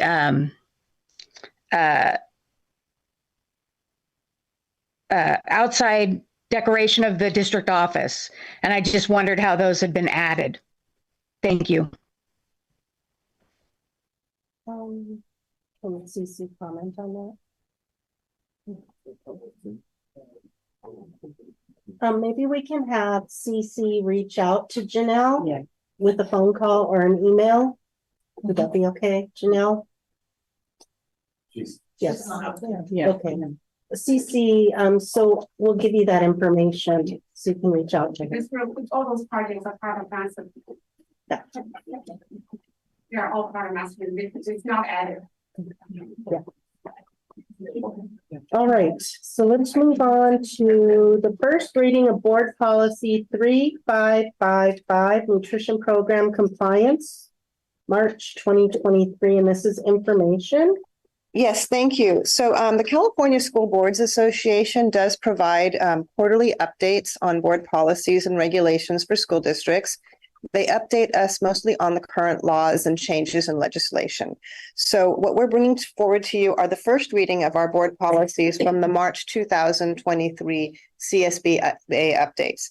For me, it's the child nutrition policy, and it was really just a very minor update that they suggested, and it's really clarifying what is prohibited discrimination. And I'll just read this one sentence. It includes alleged discrimination on the basis of race, color, national origin, age, sex, sexual orientation, gender identity, or disability. So it's very minor edits. And if the board agrees, we would move these forward onto consent at the next board meeting. Any questions on this one board policy update? I don't have any. Does anybody else? Thank you. The motion.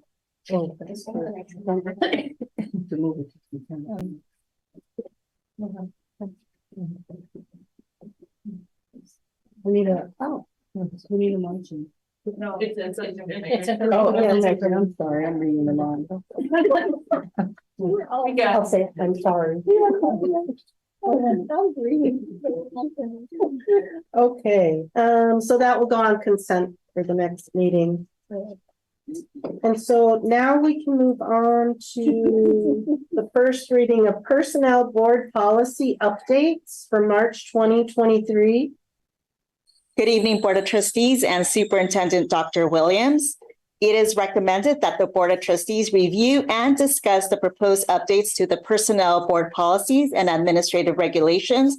We have 3 Personnel Board policy in the areas of non-discrimination in employment policy and dismissal, suspension, disciplinary action policy. Changes are to reflect the new laws, Senate Bill 523 and Assembly Bill 2413. For example, Board Policy 4030, non-discrimination in employment policy, reflects new law, Senate Bill 523, which adds reproductive health decision-making as a form of prohibited discrimination and prohibits an employer from requiring an applicant or employee to disclose information relating to an employee's reproductive health decision-making. And that is also the first reading. Thank you. Thank you. I don't have any questions. Does anybody else have any questions? Okay. So moving on to the action items. A, public hearing textbooks, resolution 2023-9-13-A. And Will?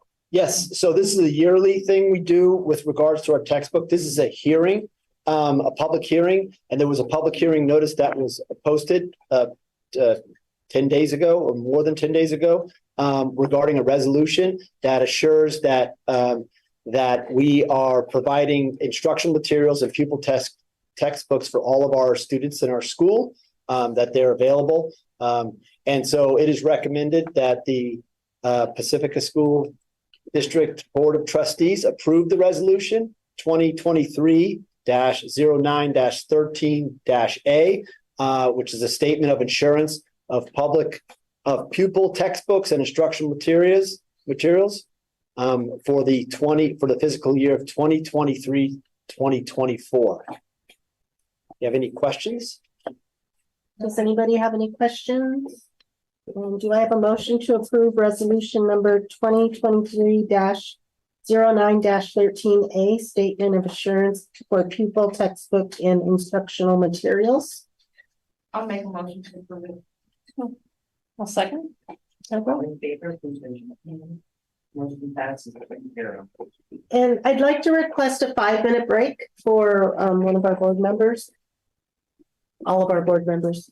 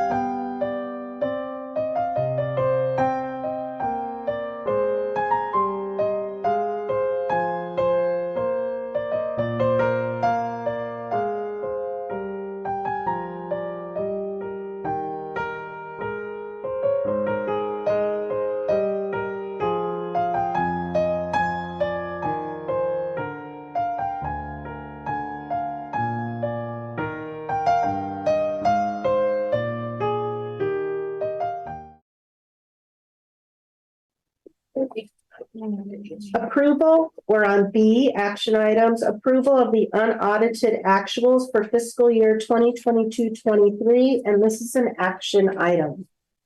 Josie? Thank you. The full packet of the unaudited actuals is in the packet there attached to the board agenda. I'm just going to present a short presentation of the unaudited actuals. So basically, the unaudited actuals are the year-end financial reports. It reflects the actual revenue and expenditures for the year and reflects the ending fund balances, which are carried over to this current fiscal year. Board of Trustees are required to approve the unaudited actuals by September 15th each year. So when you compare the estimated actuals, those are the numbers that we presented to you in May with the adopted budget. They are oftentimes different than our final unaudited actuals on June 30th. And here are just a few of the reasons why. There's sometimes unanticipated revenue which is received. Revenue could be different than what is projected, and expenditure allocations for budgets may not be fully expended. Sometimes expenditures are budgeted, but then they're deferred to the next year, or sometimes you don't receive the supplies you ordered, or the contracted services don't occur by June 30th. So I want to give you just a brief overview of, for Pacifica, what are the differences between what we presented to you in May and what we're presenting now. So I just captured the big categories. I didn't capture every line item, but for example, state revenues is about $111,000 higher.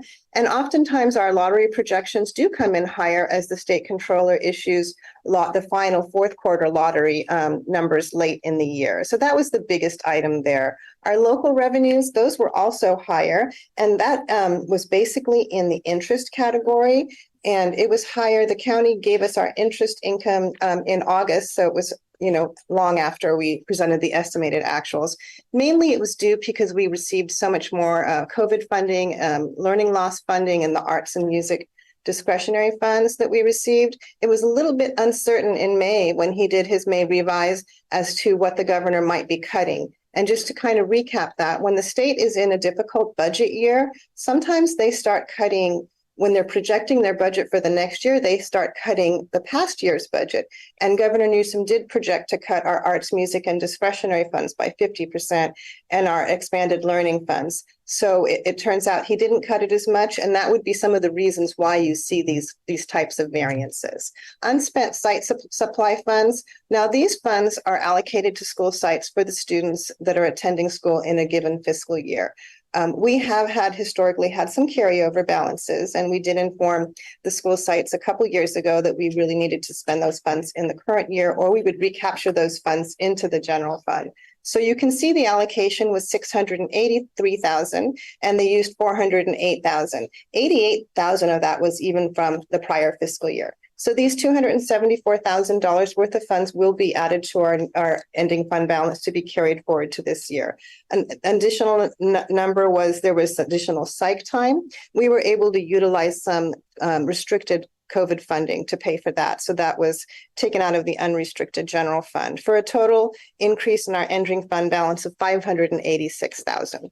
Now, we did talk a lot about special education last year when we were doing our budget reports, and we had some variances. And fortunately, now there is some savings. And I just kind of summarized it here for you. The county did have a pool of funds. It was called dispute resolution and early intervention. We did put in an application for reimbursement, and we were able to capture those funds, $192,000. We also received a revenue update from the county on May 31st, which was $350,000 higher than we anticipated. And then expenditures were less than budget. And I listed the main categories there for you. You have to encumber the total amount that you anticipate. And in contracted services, settlements, and non-public schools, those numbers were higher. So in total, we have $1.1 million that is added to our ending fund balance. This is a snapshot of our ending fund balance for this year, just on a total. You can see both unrestricted, restricted, and you can see that our reserve level is now at 11.9%. And I want to carry that forward to you for the multi-year, because this is very important that we look at the multi-year budget. You can see the first column is our unaudited actuals. And if you remember when we adopted our budget, we were in a position of deficit spending. So we kept those numbers in this multi-year. So taking the new numbers for our unaudited actuals and carrying them out for 3 years, we did project deficit spending, and we still do project deficit spending. And I want to just talk to you a little bit about why we have deficit spending. And that is really because we have lost 360 students since 2019. And when you look at that in our budget, our revenues are highly dependent on our students. We get about $11,000 per student. So if you take that into account, 360 students, that would be an additional $3 million of revenue. So that's where we are looking at most of our deficit spending is our revenues are not increasing. They're not keeping pace with our increase in expenditures, our operating costs, and the services that students need.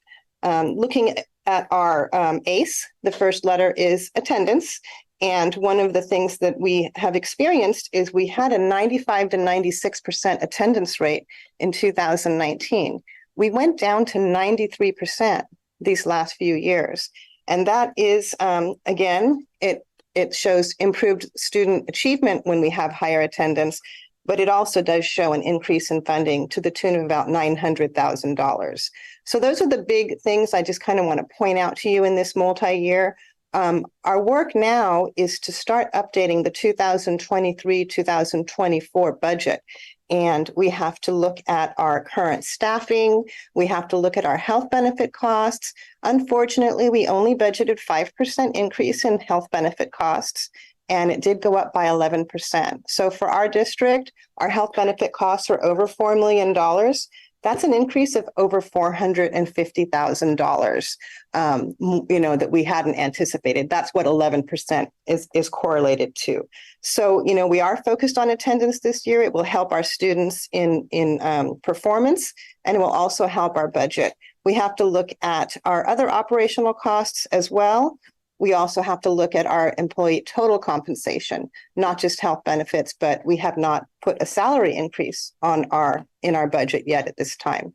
In addition, our auditors are coming shortly. The audit will be completed by December 2023 and presented to the board in January. So that's really just a snapshot of the full packet of the budget that you have before you tonight. I'm happy to answer any questions or take any comments that the trustees have.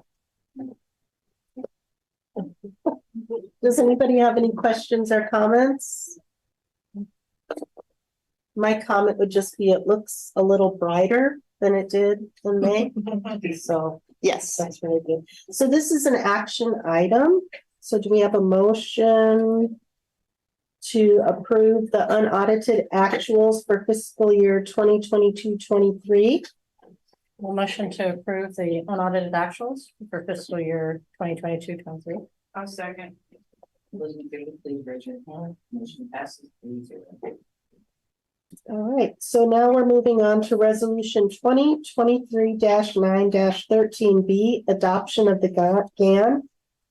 And this is another action item from Josie. Thank you. So every year, local government agencies, including school districts, have to adopt an annual GAN limit, which is really, the GAN limits intends to constrain year-to-year spending for government agencies and school districts. So it takes the changes in expenditures and your population, and it calculates the GAN limit. And based on these calculations, which is attached in your packet, Pacifica has not exceeded their GAN limit calculation for the 2022-23 school year, and we're not projected to, exceed our GAN limit for 23-24 either. Happy to answer any questions. Does anybody have any questions? No.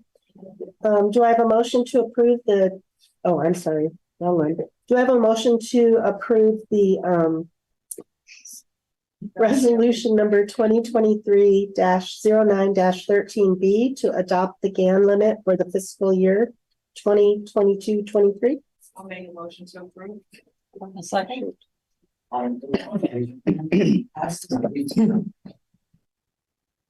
And moving on to D, approval of facility rates revisions. This is also an action item, and the speaker's Josie.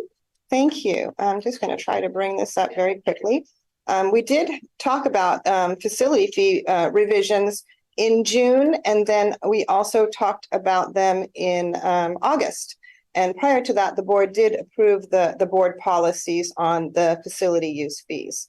So this is just a quick summary of the actions we've taken so far. We reviewed board policies, the Civic Center Act. We reviewed countywide facility rates, and we also noted that Pacifica has the lowest rates in the county when it looks at facility use fees. We're charging a daily rate while all other school districts are charging hourly. We proposed below average rates for Pacifica, and we did propose an implementation schedule of January 2024. We reviewed current district facility revenues and expenditures. So that was in June. And then we came back in August and we did another fee proposal presentation. And I'm trying to move these just so I can see the screen. In August, we included the new turf field for Ortega because we hadn't yet come up with those numbers. And in looking at the turf field, we looked at the county averages, and then we looked at Jefferson Union High School District. And we are proposing to match the hourly rate for Jefferson Union High School District, which is a 40% reduction in the normal rate that you would charge to outside users. We're also proposing for the Ortega field that we prorate it. So if you have different users using that field, because it is going to be a multi-use field, we could prorate it so that they aren't all charged that $40. It would be a shared cost. Based on our presentation, we did receive some feedback from the local sports groups, feeling like it wasn't affordable for them. It was too fast to change from a daily to an hourly. And based on, since they're a fundraising group, so we did slow down. I spent some time talking to the soccer group and the baseball group and came up with another presentation. It's not moving forward now. Let me see. Okay, let me go back. So after talking to them and looking at Facilitron, looking at our usage, we talked about a weekly cap, annual cap, hourly cap. What makes the most sense at this time, because we are making such a big change from daily to hourly, is to cap those local youth sports groups at $10,000 for their normal season. So a normal season is your games and your practices. And so I put up here on the screen, what did they spend the last 2 years? You can see that at Ortega, baseball spent $11,450, a year ago, and then this year it's been $8,450. So $10,000 cap would be very manageable for them, as it's not really more than they're already spending. And then for soccer, they use IBL, Oddstad, and Ortega. They did spend a lot in 1 year. It was $22,000, and then this past year it's under $10,000. So again, we feel $10,000 is a pretty generous cap. I did share this with both leagues prior to this board meeting, and I really didn't get that much feedback. The girls softball was very supportive. They haven't used our fields, but they have been using Cabrillo, but now they're just starting to use the other fields. So the other thing about the proposal is we would hope that the groups could release the time that they're not using so that other sports like flag football, lacrosse, any other sports could then jump in and use the field if they're not using it during their regular season. We're also proposing to revisit the rates in January of 2025. And then if I move forward, too far. I'm at the last slide here. So here is, that went back, sorry. Okay, so here is the proposed fee schedule that we're proposing. And you've seen this before in the last presentations. The only thing different here is we put Jefferson Union High School rates for the playing field and Jefferson Union High School rates for the turf field. The other thing I wanted to mention about the local youth sports groups is they're going to have tournaments. Historically, they have big tournaments where they invite outside cities to come and play. When they have those tournaments, they do charge tournament fees of about $500 per team. So when they have those tournaments, we are planning on charging the full rate for the usage during those weekends. So that's pretty much it. Not much has changed since the last presentation, aside from the proposed cap for the local youth sports groups. I'm happy to answer any questions or take any comments that the trustees have. So the proposed cap is for local Pacifica youth sports, but aren't pretty much all of them local youth sports that are using the fields right now? It is pretty much the AYSO. Yeah. And the Pacific American Little League and the Pacifica Girls Softball League. And then there's a Pacifica higher level soccer team. And then the cap, meaning that once they reach 10,000, they don't have to pay any more after that, even though it's showing here they paid more 21, 22. Yes, that is correct. And I'm not really sure why they paid more. It could have been that they had soccer camps and maybe tournaments or a higher use prior to COVID. But looking at the latest statistics, I thought $10,000 was. I'm just a little concerned. No, I agree. Because the issue is we have to maintain these fields and we're spending so much money. And then we get a lot of complaints about the field conditions. I'm a little concerned about the cap. That it may be too low just based on prior numbers.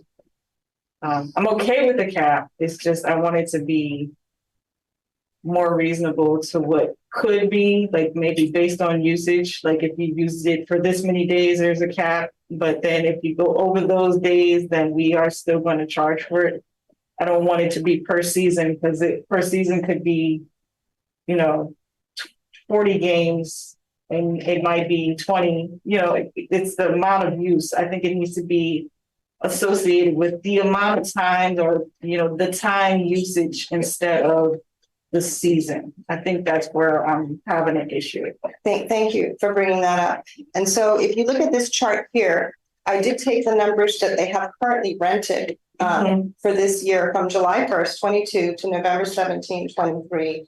That is what they're currently projected in Facilitron to be paying at the $50 per day. And so the cap is taking that time period and capping it at 10,000. So if they rent more during that time period, it would be capped at 10,000. Then if they decide to have a camp outside of that time period or a tournament outside of that time period, they would be charged at the regular rates. Does that help? I know it does sound low, the cap sounds very low.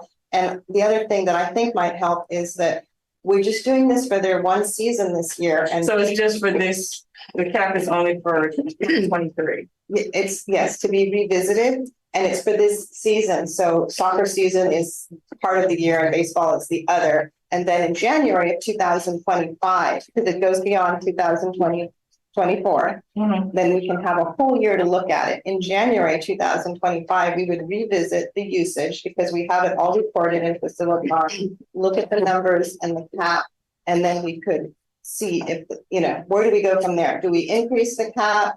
Do we go back to the regular rate of hourly? We're revisiting it in 2025, not January 25.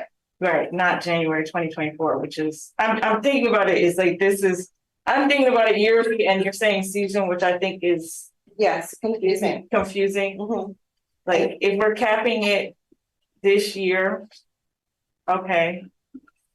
If we're capping it till summer of next year, okay, but I feel like the revisiting should happen a little bit earlier than January 2025 because like I said, to me, the cap should be based on the amount of usage and not just the season because the season is not clear how many times they're using the facilities. Yes, that's a good point.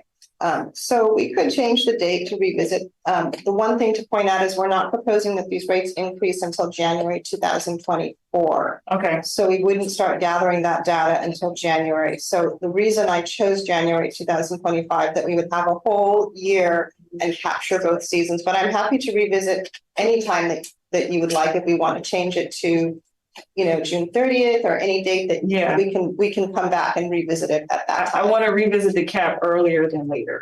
Okay. Do you have a date that we probably, I guess soccer goes through the summer. I'm not sure. I'm just like the seasons are not clear for me because we have baseball and we have soccer and softball and maybe lacrosse. I don't know. I just want to make sure. I don't want the field usage to be a burden on our local teams, but we have to come to a point where we are getting some kind of compensation because it's costing us a lot of money. So it is, yes. That's my point. That's all. I have a proposal. What about and on June 30th or the June meaning when we're closing out the whole year for us. Yeah. So we can see what everybody has Yeah, spent. I'd rather revisit in June than January next year. Okay, we can bring that, put that on the agenda item for June. The one information we won't have is the soccer season does run after that for next year, because we're proposing January 2024. Soccer season runs August to November, like July, August to November. So we can do a mid-season report. Yes, we can do a mid-season report. That would be great. That works. So, any other questions or comments? No, I don't have any ones there. Okay, so this is an action item. Do we have a motion to approve the updated facility use fees effective January 24th? With the review in mid-season June 2024. I'll make a motion. Do we have a second? I'll second. All in favor, please raise your hand. Motion passes 3-0. Thank you. Thank you. Now we're moving on to E, Teacher Induction Agreement 2023-24. And this is an action item. And Carla. Good evening, Board of Trustees and Superintendent Dr. Williams. Tonight, it is recommended that the board approve the teacher induction agreement for San Mateo County Office of Education Teacher Induction Services for the 2023-2024 school year. Teacher induction has two major components. The CCTC approved induction program includes professional development, training, and the support provider, the coach. We have contracted with San Mateo County Office of Education over the last 8 years. $2,500 support provider and $2,750 materials and professional development per participating teacher, which equates to $5,250 per teacher.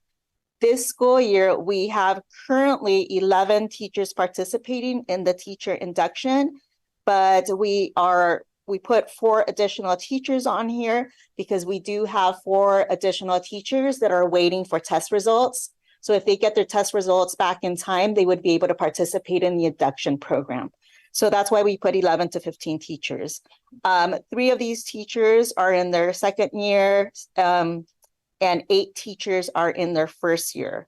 Total cost approximately is between $57,750 and $78,750 for the 2023-2024 school year.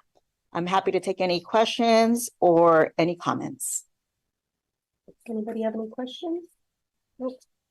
Okay, do I have a motion to approve the teacher induction agreement for San Mateo County Office of Education teacher induction services for the 2023-2024 school year?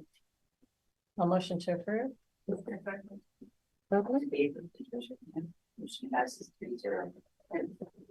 Okay, and we're moving on to F, coordinator of instructional technology, classified management job description and salary schedule update. And this is an action item. Dr. Torres. Hello again. It is recommended that the Board of Trustees approve the updated classified management coordinator of instructional technology job description and corresponding salary schedule. We would like to reclassify the role of coordinator of instructional technology to a classified management position. As a classified management position, we are able to have the option to hire a more diverse pool of candidates. A corresponding salary schedule has been updated to match the classified management salary schedule. Before this update, the coordinator of instructional technology served in a certificated management position where the employee had both a teaching credential and an administrative credential. Let me know if you have any questions or comments. Anybody? Questions? Comments? All right, so this is an action item.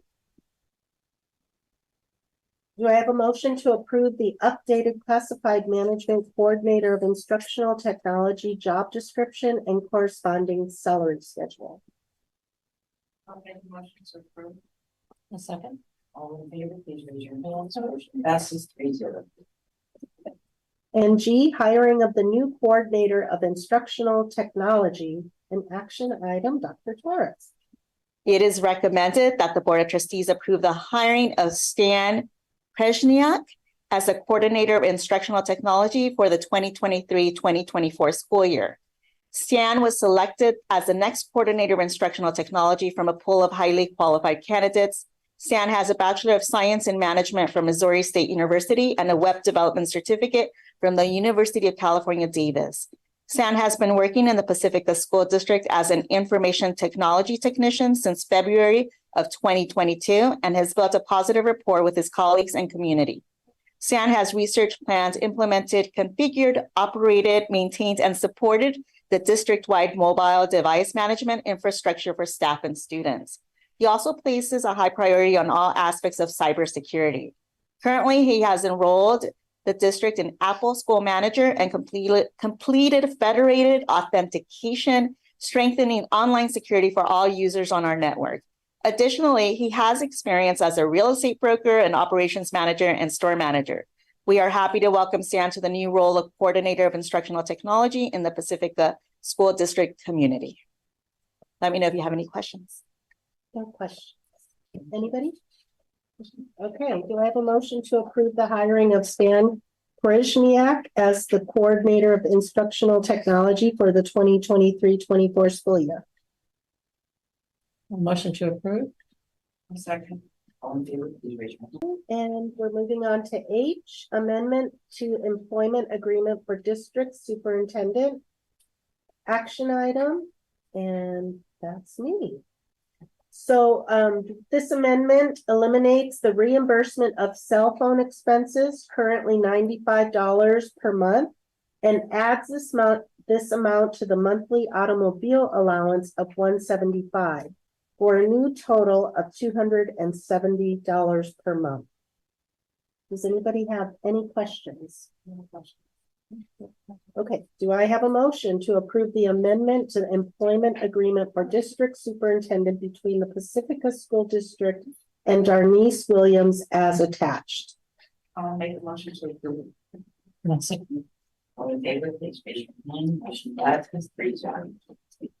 And then moving on to I, Resolution 2023-09-13-C, Board compensation for missed meetings. This is an action item.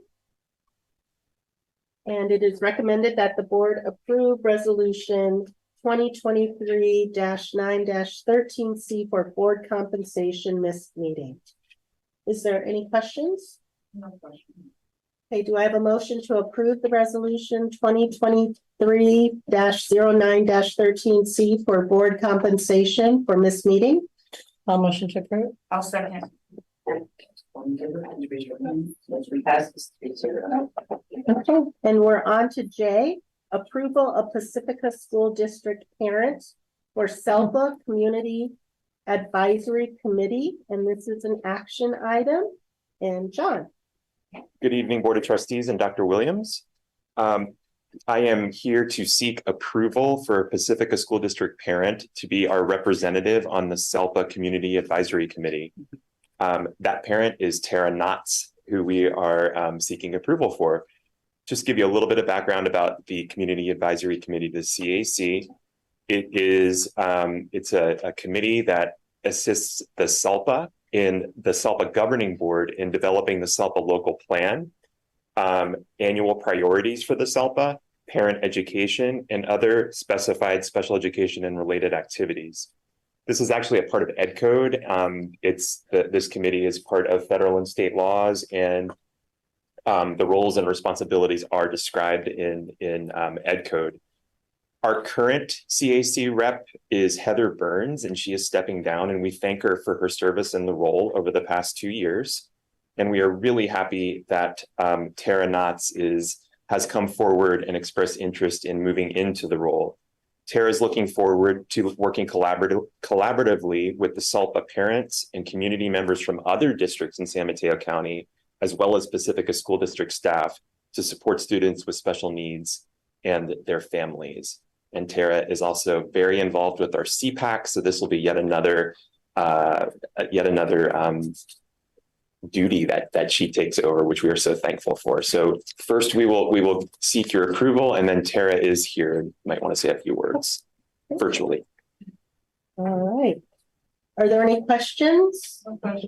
No questions? Okay, do I have a motion to approve Tara Knotts as the Pacifica School District Representative for the San Mateo County Special Education Local Plan Area, or SELPA, Community Advisory Committee? I'll motion to approve Tara Knotts. Second.